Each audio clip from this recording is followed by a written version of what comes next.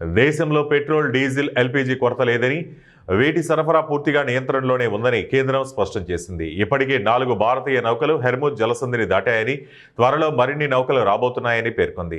ఇతర దేశాల నౌకలు ఆ మార్గాన్ని దాటలేని క్లిష్ట పరిస్థితిలో ఇది భారత్కు విజయమని అభివర్ణించింది. పశ్చిమాసియా పరిస్థితిపై కేంద్రం బుధవారం సాయంత్రం పార్లమెంట్ హౌస్ ప్రాంగణంలో రక్షణ మంత్రి రాజ్నాథ్ సింగ్ అధ్యక్షతన అఖిలపక్ష సమావేశం నిర్వహించింది.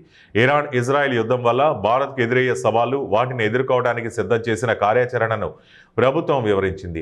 దేశంలో పెట్రోల్, డీజిల్, ఎల్పీజీ నిల్వలు పుష్కలంగా ఉన్నాయని, సామాన్యులపై ఎటువంటి భారం పడకుండా చూస్తామని భరోసా కల్పించే ప్రయత్నం చేసింది. పశ్చిమాసియాలో యుద్ధం ఎంతకాలం కొనసాగుతుందనే దానిపై అనిశ్చితి ఉన్నప్పటికీ భారత్ అన్ని రకాలుగా సిద్ధం ఉందని స్పష్టం చేసింది.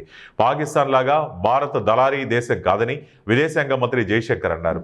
అమెరికా, ఇరాన్ మధ్య చర్చలకు మధ్యవర్తిత్వం వహించడంలో పాకిస్తాన్ పాత్రపై విపక్షాలు ఆందోళన వ్యక్తం చేయగా ఆయన ఈ వ్యాఖ్యలు చేశారు. భారత్ దౌత్యపరమైన ప్రయత్నాలను ఎంతో చురుగ్గా చేస్తోందన్నారు.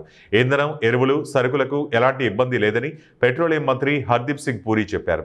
కాగా దేశంలో ఇంధన పరిస్థితి స్థిరంగానే ఉందన్న ప్రభుత్వ వివరణతో తాము ఏకీభవించడం లేదని కాంగ్రెస్ ఎంపీ తారిక్ అన్వర్ తెలిపారు. అఖిలపక్ష భేటీ అనంతరం ఆయన మీడియాతో మాట్లాడుతూ పశ్చిమాసియా సంక్షోభంపై పార్లమెంటు ఉభయ సభల్లోనూ సమగ్ర చర్చ జరగాలని, కానీ ఈ అంశంపై ప్రభుత్వం సరైన హామీ ఇవ్వలేదని చెప్పారు.